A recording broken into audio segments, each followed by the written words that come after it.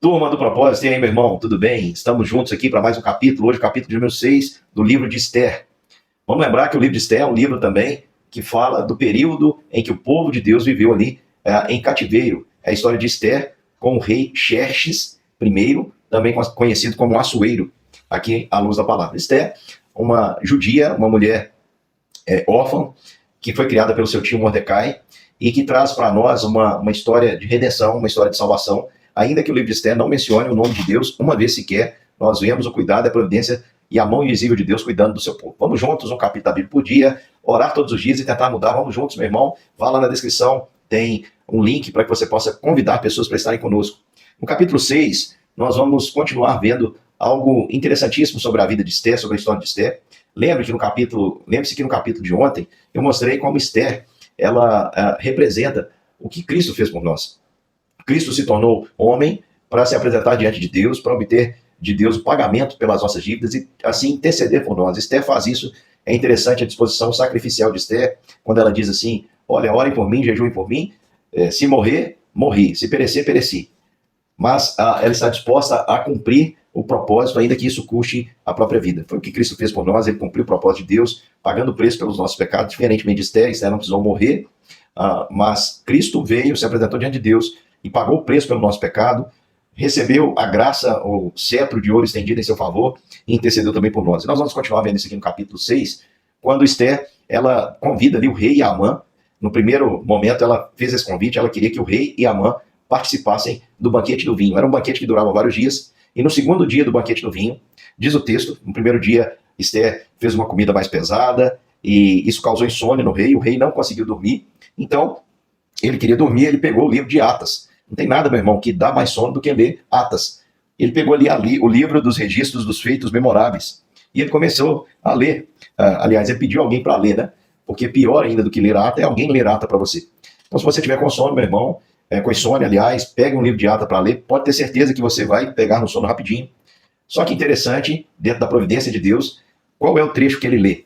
Ele lê o trecho em que Mordecai, que havia entregue uma conspiração com Bigtã e Teres, eunucos que estavam planejando a morte do rei, Mordecai faz Esther conhecer, Esther fala ao rei, o rei então descobre aquela conspiração, executa, e ele leu lá no livro que Mordecai é quem havia denunciado. E o rei perguntou: olha, que honras e distinções se deram a Mordecai por isso? Nada foi conferido? Os servos responderam: nada. Aí perguntou o rei: quem está no pátio? Alguém entrou no pátio naquele momento. Lembra do conselho lá da mulher de Amã? A mulher sábia edifica a sua casa, mas é insensata com as suas próprias mãos derruba. Então a mulher boa nunca dá um conselho mal para o marido, mas essa aqui deu. Ela falou: olha, você está com a bola toda mesmo, que a Amã voltou contando: olha, a rainha me chamou, e a rainha fez um banquete, só eu estava com o rei, e eu sou o cara, e todo mundo elogiando, a esposa falando, e ele disse: olha, só Mordecai que não vê isso. Ela falou: não liga para isso, meu bem, amanhã você chega com o rei, vai lá para vocês irem juntos, vocês são parceiros, vocês vão juntos para o banquete, você já chega na presença do rei e executa o seu plano. Você já fez uma forca aqui de 50 côvados, ou seja, 25 metros, um pouquinho menos, para enforcar Mordecai. Chega lá e diz o que Mordecai está fazendo, enforca Mordecai e vai de boa, vocês dois aí para o banquete. E assim aconteceu. Ele já chegou e foi entrando, o rei escutou que havia alguém no pátio, o rei costumava pedir conselho, disseram: olha, Amã tinha entrado no pátio da casa exterior do rei para dizer ao rei que se enforcasse Mordecai. Ou seja, meu querido irmão, Deus às vezes parece demorar, mas ele jamais demora, ele nos guarda, nem que seja aos 49 do segundo tempo.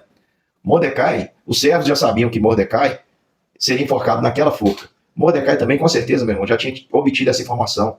Razão pela qual ele estava jejuando, orando, vestido de pano de saco, à porta da casa do rei, se humilhando, porque ele sabia que toda aquela raiva de Amã era por causa dele. E Amã, por causa dele, da sua fidelidade, queria destruir todo o povo. E é interessante que Mordecai muda sua postura diante de Deus, no sentido de se humilhar, mas não muda os seus valores diante do ímpio, diante do homem. Ele não negocia os seus princípios. E olha o que acontece, irmãos. Parece que tudo vai acontecer e haverá então a destruição, a morte de Mordecai, a execução de Mordecai e a morte do povo de Deus. Mas olha o que Deus faz, irmãos. Quando, preste atenção, Mordecai, Amã deve ter passado, olhado para Mordecai e falou assim: hoje você me paga, Mordecai. Espera um pouquinho. E entrou para falar com o rei com aquela arrogância. Na hora que ele entrou, os servos do rei lhe disseram: Amã está no pátio, disse o rei. Manda ele entrar. Na hora que Amã foi entrando, o rei já perguntou para ele, não deixando de falar, olha, o que, que a gente faz para um homem que o rei decide honrar? Então Amã disse consigo mesmo, está falando de mim? Nossa, o que eu fiz para merecer isso? Gente, eu sou sortudo demais. E ele começa então a imaginar. E olha o coração de Amã. Amã queria, de fato, meu querido irmão, ser o rei. E ele começa então dizendo, olha só o que ele pede. Eu tenho certeza que se falasse isso para Mordecai, Mordecai não ia pedir tudo isso. Só que Amã desejou. Olha como ele desejava ser o rei. Ele diz assim, ó, traga as vestes reais que o rei costuma usar, de preferência com aquele cheirinho do rei, e o cavalo em que o rei costuma andar montado, que era o carro da época, pega o carro do rei, pega a roupa do rei. Tenha na cabeça a coroa real. Olha que absurdo. A coroa é do rei, eu duvido que Mordecai pedir isso. Mas ele diz, pega a coroa, coloque na cabeça do rei, entregue as vestes e o cavalo nas mãos dos mais nobres príncipes, porque não adianta ser honrado, tem que humilhar os outros, porque isso é o pensamento do ímpio. E que esses nobres levem o cavalo e apregoem pela praça da cidade, dizendo, ó, tá vendo aqui? Por que esse homem está vestido com a roupa do rei, com o cavalo do rei, com a coroa do rei? Porque ele e o rei são casca de barro. Brincadeira, irmãos. O pessoal usa essa expressão aí, não sei bem o que significa, mas eu acho que é carne e unha, né? Ó, os dois são parceiros, os dois é como se fossem um só, irmãos de alma. E claro que Amã, se ele pudesse, ele matava o rei para pegar o lugar dele. Mas era para os nobres dizer, assim se faz um homem que deseja honrar. Então disse o rei Amã, nossa, que ideia maravilhosa, você é muito criativo. Então apressa-te, vai lá, pega as vestes, meu cavalo, toma aqui a coroa, e faz isso ao judeu Mordecai. E olha, o rei ainda fala, e não deixe de fazer, não omitas coisa nenhuma de tudo quanto disseste. Meu irmão, Amã engoliu seco. Você já fez alguma coisa que você não tem vontade de fazer? Todo dia, né? Mas já fez alguma coisa que te causou muito constrangimento? Você nunca imaginou fazendo? Foi isso que aconteceu. Amã não pôde se desvencilhar da obrigação que ele mesmo criou. Então ele toma as vestes, veste Mordecai, o leva o cavalo pela praça. Imagina, nem Mordecai estava entendendo. Mordecai estava ali, vestido de pano de saco, em jejum, até tonto. De repente ele é carregado, transportado ali, e vestem ele com as vestes reais, coloca ele no cavalo, e a situação, meu irmão, muda 180 graus. Ela está indo na direção da morte de Mordecai e todos os judeus, e vira uma situação de honra. E não é uma honra qualquer, irmãos. É honra e abundância como nunca se imaginou receber. Mordecai é colocado no cavalo do rei, com as vestes do rei, com a coroa do rei, e tem o mais honrado dos homens que o rei honrava, que era Amã, dizendo para todo mundo ouvir, isso se faz a um homem que deve honrar. A diferença de Mordecai e de Amã. Diz o texto que Mordecai voltou à porta do rei, sabe o quê? Como? Vestiu um pano de saco, não comeu nada, voltou com o mesmo espírito, aquelas coisas não alteraram. Mas olha o que aconteceu com Amã. Ele retirou-se correndo para casa, angustiado e de cabeça coberta. Sabe por quê, meu irmão? Porque Deus humilha as coisas que acham que são, através daquilo que não é. Deus escolheu as coisas loucas do mundo para envergonhar as sábias. Na verdade, não existe coisa sábia no mundo. Mas tem gente que acha que é são, tem gente que acha que é sábio, tem gente que acha que está pronto. Então Deus pega aquilo que não é, aquilo que confessa que não é, e humilha aquilo que acha que é.